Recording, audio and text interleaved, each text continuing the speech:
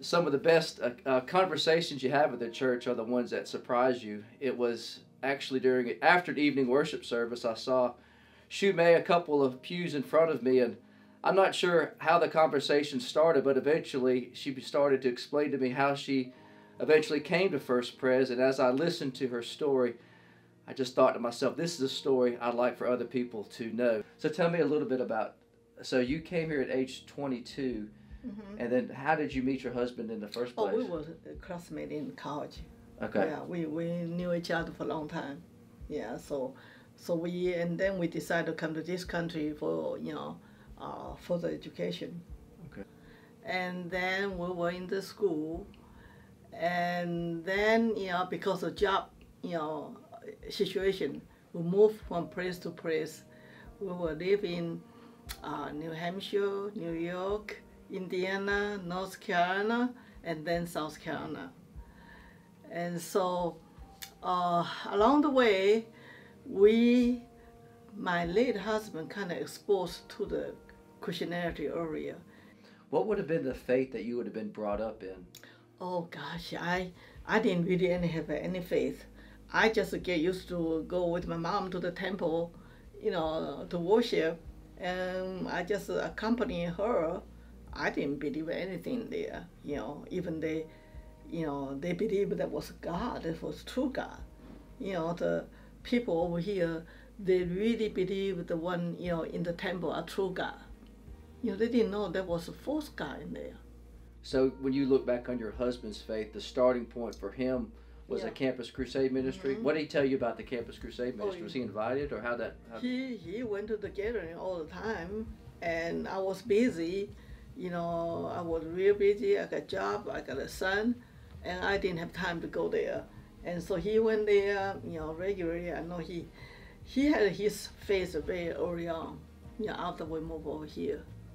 So that, but he influenced me, that's for sure. He read the Bible all the time. He would write on the Bible, scribbling everywhere. When there's no place to write, he got another Bible. We had tons of Bible in our house. All of them he scribbled. When we were in First Presbyterian Church, we went to church actually most, just about every Sunday. And I wasn't really a believer, but because my husband needed, to go to church, so I went with him. Most of the time I just sit there and think about how to solve my problem instead of listening to the preaching. And then when the problem got so big, I couldn't possibly solve it. So I prayed for God's help.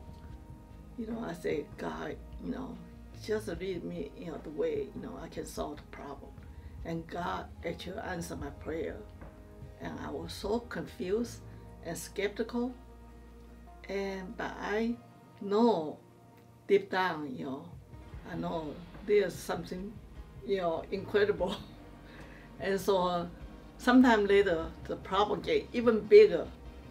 And I said, gosh, how am I going to solve the problem? So I pray again to God. I said, God, just help me out. And God just changes the circumstance and allow me to solve the problem. And from then on, I know God's real. He's only the true God. Then I started reading Bible. I started going to Bible studies. And I really believe I have real strong, faith. Nothing can snatch me from God. Not even the things can threaten in my life. And that's, really my story. How did you move from this, where God met you initially with that difficult circumstances, to believe that no matter what, God is with me? That's one thing you always talk about. Why is that so important to you? It's important because I need God's protection every day. I really need it every day. I know my enemy try to attack me all the time. So that's why I feel my faith getting stronger and stronger. I can be taken away, anytime. So that, that's really, nothing else I can count on. Last question: what in the years that you have that the Lord gives you ahead, what are some things that you hope He does with you? I would like to, my testimony will help some people strengthen their faith.